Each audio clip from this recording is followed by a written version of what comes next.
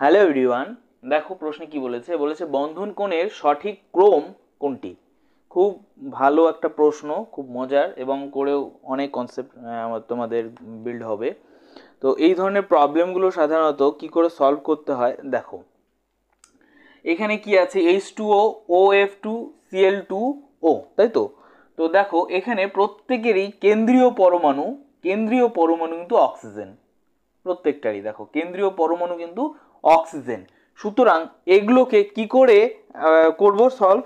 দেখো এগুলো প্রত্যেকটারই ভিভিটি যদি করো তাহলে দেখতে পারবে প্রত্যেকটারই শেপ কিন্তু অ্যাঙ্গুলার শেপ, গঠনাকৃতি অ্যাঙ্গুলার শেপ। ওকে, যেহেতু অ্যাঙ্গুলার শেপ তাই প্রত্যেকটা দেখতে কিন্তু এরকম। ধরো প্রথমে যদি H2O বানাই, এটা এরকম, OF2 বানাই, OF2 এরকম, এবং Cl2O যদি বানাই তাহলে এরকম, অক্সিজেন রয়েছে Cl, দুইটা Cl।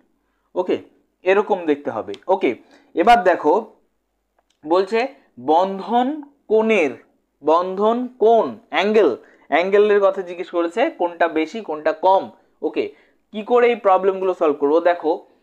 অ্যাকচুয়ালি কি হয়, দুটো করে ইলেকট্রন নিয়ে একটা বন্ধন তৈরি হয়, তাই তো। প্রত্যেকটার এই ধরো এই বন্ধনটা তৈরি হয়েছে, এখানে দুটো ইলেকট্রন দরকার হয়েছে, এই বন্ধনটা তৈরি হতে দুটো ইলেকট্রনের দরকার হয়েছে। কারণ প্রত্যেকটা বন্ধন তৈরি হতে গেলে দুটো করে ইলেকট্রনের দরকার হয়।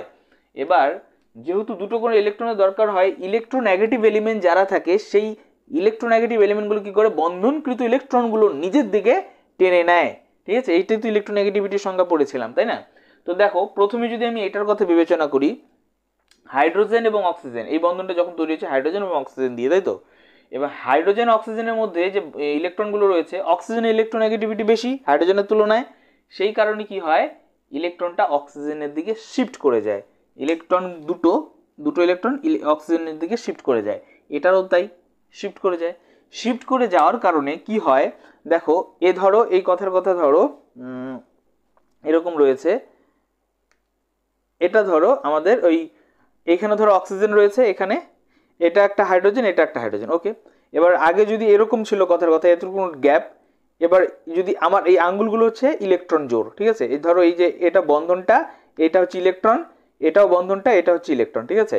তাহলে এবার ধরো এত কোনো গ্যাপ ওরা রিপাল করতে পারে, ঠিক আছে। এবার যদি কাছে চলে আসতে থাকে একে অপরের, দুটো ইলেকট্রন আগে যখন ছিল ধরো এমন ছিল, এইখানে ছিল তখন এরকম, যদি কাছে আসতে থাকে কি হবে দেখো, বন্ধন কোণটা বাড়তে থাকবে। মোটের উপর মাঝের এটার যদি যত ইলেকট্রোনেগেটিভিটি বৃদ্ধি পাবে তত ইলেকট্রনগুলো উপর দিকে উঠবে, আর যত উপর দিকে উঠবে এই যে বন্ড ডিস্টেন্সটা তত বৃদ্ধি পাবে। ওকে, আর এখানের ক্ষেত্রে দেখো কি হবে, অক্সিজেন এবং ফ্লুরিনের মধ্যে ফ্লুরিনের ইলেকট্রোনেগেটিভিটি বেশি, তাহলে কি হবে, ফ্লুরিনের যেহেতু ইলেকট্রোনেগেটিভিটি বেশি তাই কি হবে, বন্ধনকৃত ইলেকট্রনগুলো ফ্লুরিনের দিকে চেপে আসবে। তাহলে কি হবে, ধরো আগে এমন ছিল, মাঝে ইলেকট্রনগুলো ছিল, এবার যেহেতু ইলেকট্রোনেগেটিভিটি ফ্লুরিনের বেশি, ঠিক আছে, দেখা যাচ্ছে নিশ্চয়ই, হ্যাঁ ফ্লুরিনের বেশি, তাই কি হবে, নিচের দিকে যখন চেপে আসবে তখন কি এটা ছোট হয়ে যাবে, বুঝতে পারলে। ধরো এরকম আছে গ্যাপ, নিচের দিকে আসার কারণে কি হয়ে যাবে, ছোট হয়ে যাবে, ঠিক আছে। তো সেই কারণে এদের কিন্তু যে বন্ধন কোণটা সেটা কি হয়ে যাবে, নিচের দিকে চেপে আসবে, যেই কারণে ছোট হয়ে যাবে। বন্ধনকৃত ইলেকট্রনটা নিচের দিকে আসার জন্য বন্ধন কোণটা ছোট হয়ে যাবে। তার মানে এদের ইলেকট্রোনেগেটিভিটি যত বৃদ্ধি পাবে তত বন্ধন কোণ ছোট হবে, ঠিক আছে। এখানে ফ্লুরিন ছিল, এখানে জাস্ট ক্লোরিন, ফ্লুরিনের থেকে ক্লোরিনের ইলেকট্রোনেগেটিভিটি কম, তাই তো, কিন্তু অক্সিজেনের থেকে অবশ্যই তো বেশি ক্লোরিনের ইলেকট্রোনেগেটিভিটি।